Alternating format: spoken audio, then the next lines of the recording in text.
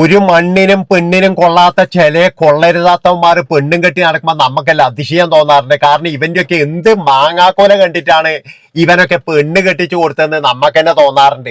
അതായത് ഒന്നുകിൽ എന്ന് പറഞ്ഞു കഴിഞ്ഞാൽ മര്യാദയ്ക്ക് ഒരു ഡ്രസ്സ് ധരിക്കണം, അല്ലെങ്കിൽ മര്യാദയ്ക്ക് ബൃത്തിയും മനാരിലും ധരിക്കണം. ഇവനൊക്കെ എന്തോ സ്റ്റൈലിഷ് എന്നാ പറയുന്നത്. എന്നിട്ട് കോലം കെട്ടി നടക്കുന്ന ഈ കഞ്ചാവ് അടിച്ച് നടക്കുന്ന ഇവനൊക്കെ പെണ്ണ് കെട്ടിച്ചു കൊടുക്കുന്ന തന്തമാരോട് എനിക്ക് പറയാനുള്ളത്, നിങ്ങൾ ആദ്യം തന്നെ ഈ കുടുംബ പാരമ്പര്യവും പൈസയും വിട്ടുപിടിക്ക്.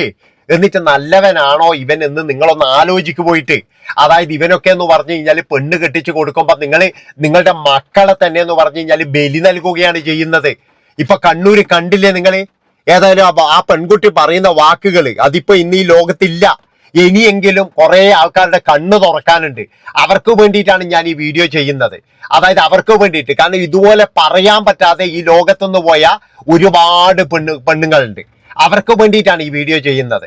അതായത് നിങ്ങൾക്കൊന്നും വേണ്ട, കുടുംബ പാരമ്പര്യം മതി. ചെക്കൻ ഗൾഫിലാണ്, ഇഷ്ടം പോലെ പണമുണ്ട്, വീടുണ്ട്, ബാപ്പയാർന്ന് കോടികൾ ഭാര്യക്കൂട്ടുവാന്ന്.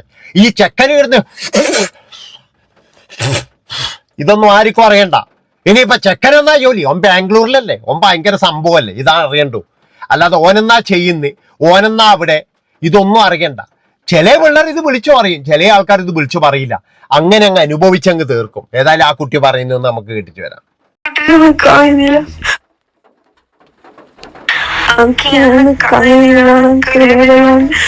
ശ്വാസം കിട്ടണേ, കഴിഞ്ഞില്ല. ആരെന്തപ്പോഴും നിൽക്കൂലാണ്. എനിക്കിങ്ങനെ കുറ്റമാക്കാൻ വീട്ടിൽ നിൽക്കാനില്ല. ഓൻ ചെയ്താലും അതിന് കുറ്റം നിൽക്കുന്ന ആ സംശയവും ഓൻ ചെയ്തൊന്നുമില്ല. അതൊക്കെ തീരെ ഇഷ്ടമില്ല ചെയ്യാൻ.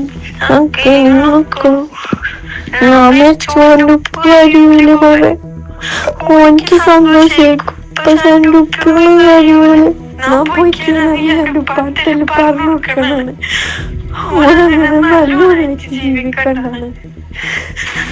അതൊക്കെ പൊറുക്കാനില്ല. ഓനങ്ങനെ സൂക്ഷിക്കണ്ടാണ്, അന്നെ എല്ലാം ആക്കിയിട്ട് സൂക്ഷിക്കണ്ടാണ്. ഓരോന്ന് പൊറപ്പിച്ചിട്ട് ചീത്ത വിളിച്ചിട്ടിങ്ങനെ ഞാൻ നിൽക്കാനും കഴിയില്ല. നീ എന്താ ചെയ്തതെന്ന് ഉപ്പയും എന്നെ പഠിക്കുകയായിരിക്കുന്നു. ഓനെന്തായാലും എന്നെ പറ്റി കുറ്റമാണ്. ഉപ്പാനും മാനും മനസ്സിലേറെ എന്നെ പഠിക്കാക്കും. ഞാൻ ഇങ്ങനെ ചെയ്യാൻ വിടലാണ്. എനിക്ക് എന്നോടാ പറയാൻ കഴിയും. നീ എന്തായാലും പലത്ത് പറഞ്ഞു കൊടുക്കണം. എൻ്റെ റൂമിൽ അച്ഛൻ്റെ ഡ്രസ് വെക്കുന്നതിൻ്റെ താഴെ കല്യാണത്തിൻ്റെ അച്ഛൻ്റെ ഉള്ളോട്ടായിട്ടൊരു റെഡ് കവറുണ്ട്. അതിൽ 2 പേപ്പറുണ്ട്. അത് നീ എടുത്തിട്ട് ഉപ്പാക്ക് കൊടുക്കണം. അതൊക്കെ തീരെ ഇഷ്ടമില്ല ചെയ്യാൻ. നോക്കൂ, ചോൻ്റെ ഉപ്പ് കഴിയൂല പോലെ ഓനിക്ക് സന്തോഷേക്കും. പക്ഷെ എൻ്റെ ഉപ്പുകളും കഴിയൂല. മരിക്കുന്നതിന് മുമ്പ് ഒരു കുട്ടി ഇതുപോലെ പറയണമെങ്കിൽ അത് എത്രമാത്രം അനുഭവിച്ചിട്ടുണ്ടാവും നിങ്ങളൊന്ന് ആലോചിച്ച് നോക്കിയിട്ടായിരുന്നു. അനുഭവിച്ചിട്ടുണ്ടാകും ശരിക്ക്. അതായത് ഇപ്പോഴും അനുഭവിച്ചു കൊണ്ടിരിക്കുന്ന ഒരുപാട് പെണ്ണുങ്ങൾ ഉണ്ടായിരുന്നു. അതാണ് ഞാൻ പറയുന്നത്. അതായത് മയക്കുമരുന്നും മറ്റേതും അടിച്ചിട്ട് കോണം തെറ്റി നടക്കുന്ന കുറെ ടീമുകൾക്ക് പെൺമക്കളെ കെട്ടിച്ചു കൊടുത്തിരിക്കുന്നത് എന്തിനാന്നോ വെറുതെയെങ്കിലും. അതായത് ആദ്യം ഒരു ജോലി വാങ്ങിച്ചു കൊടുക്കും ഇവർക്കെല്ലാം. ഒരു ജോലി ഉണ്ടാകട്ടെ, ജോലി ഉണ്ടായിട്ട് വേണമെങ്കിൽ കല്യാണം നടത്തി. ഇന്നിപ്പോഴും എന്ന് പറഞ്ഞാൽ പകുതി എണ്ണം എന്ന് പറഞ്ഞു കഴിഞ്ഞാൽ ഉള്ള കാര്യം പറയുന്നതിൻ്റെ മറ്റേന്റെ പുറകെയാന്ന് നടന്ന്. അത് നമ്മളെ അങ്ങനെ പറഞ്ഞ് തള്ളൊന്നും വേണ്ട. പകുതി എണ്ണം എന്ന് പറഞ്ഞു കഴിഞ്ഞാൽ ഇന്ന് മയക്കുമരുന്നിന്റെ ഇതിൽ തന്നെയാണ്. രുചിച്ച് നോക്കാത്ത എൻ്റെ അഭിപ്രായത്തിന് എന്ന് പറഞ്ഞു കഴിഞ്ഞാൽ ഉള്ള കാര്യം പറയുന്നതിന് എന്താ, അതായത് ഒരു 100ൽ 80% മാത്രമേ ഉള്ളൂ അല്ലെ 80% ഇതിന്റെ പുറകെ തന്നെയാണ്.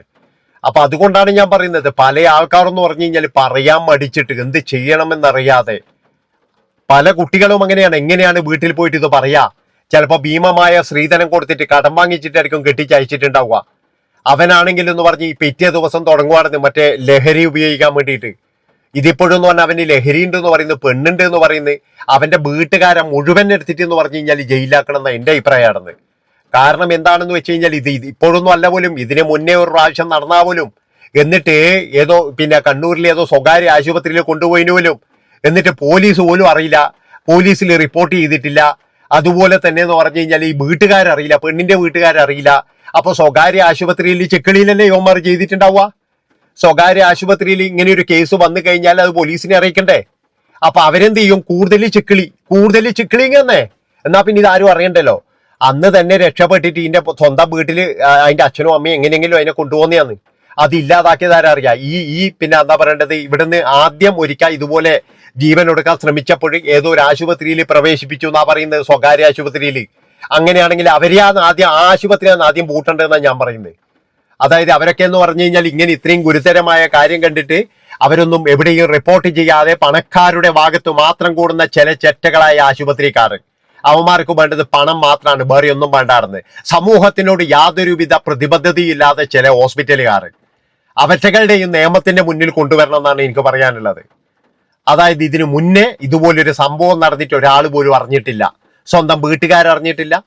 അല്ലെങ്കിൽ അതിനനുസരിച്ച് നമ്മളിപ്പോഴും എന്ന് പറഞ്ഞാൽ ജീവൻ കൊടുക്കാൻ നോക്കിക്കഴിഞ്ഞാൽ എങ്ങനെ ആയിക്കഴിഞ്ഞാലും പോലീസ് അറിയല്ലോ, ഒരു കേസ് ഉണ്ടാവുമല്ലോ. അതുപോലും ഇവറ്റകൾ അറിയിച്ചില്ല. അപ്പൊ എത്ര കാര്യങ്ങൾ ഇവരിങ്ങനെ പൈസ മേടിച്ചിട്ട് ഒതുക്കുന്നുണ്ടാവും. അതായത് ഈ സ്വകാര്യ ആശുപത്രിക്കാർ എന്ന് പറയുന്ന ഈ പരമസികള് എത്രമാത്രം പൈസ വാങ്ങിച്ചിട്ട് ഇതുപോലെയുള്ള കാര്യങ്ങൾ ഒതുക്കുന്നുണ്ടാവും. നിങ്ങളൊന്ന് ആലോചിച്ച് നോക്ക്. അപ്പൊ അവിടെയൊക്കെ നടക്കുന്ന ഇല്ലീഗൽ ബിസിനസ് തന്നെയാണെന്നാണ് എൻ്റെ അഭിപ്രായം നടന്നത്. എല്ലാവരും എന്ന് പറഞ്ഞു കഴിഞ്ഞാൽ ഈ ബലിക്കുന്ന ടീമിന് ഇതാണ് നടന്നത്. ഈ ബലിക്കുന്ന ടീമിന്റെ കൂടെയാണ് ഇന്ന് ലോകം മുഴുവൻ എനിക്ക് തോന്നുന്നതാണ്. അവരെ പോലെ സാമ്പത്തിക ശേഷി വേറെ ആർക്കും ഉണ്ടാവില്ല. എന്ത് പ്രശ്നം ഉണ്ടെങ്കിലും അവർ ഒതുക്കി തീർക്കാനും മീനൊക്കെ വരും. ഇപ്പോഴും കണ്ടില്ലേ, ഇന്ന് തന്നെ കണ്ടില്ലായിരുന്നു ലഹരി കേസിൽ പിടിക്കപ്പെട്ട് കഴിഞ്ഞാൽ പെണ്ണുങ്ങളെ ഫോട്ടോ എടുക്കാൻ പാടില്ല എന്ന്. ഏറ്റവും കൂടുതൽ ഇവിടെ ലഹരി കേസിൽ പിടിക്കപ്പെടുന്നത് പെണ്ണുങ്ങളാണ്. ഇവറ്റകളെയൊക്കെ എന്ന് പറഞ്ഞു കഴിഞ്ഞാൽ തീർക്കാനുള്ളതിന് പകരം എന്നിട്ട് പറയുകയാണ് ഒരിക്കലും ഇവരെ ഫോട്ടോ എടുത്ത് പ്രചരിപ്പിക്കരുതെന്ന്. എന്താ കാരണം എന്നറിയാം?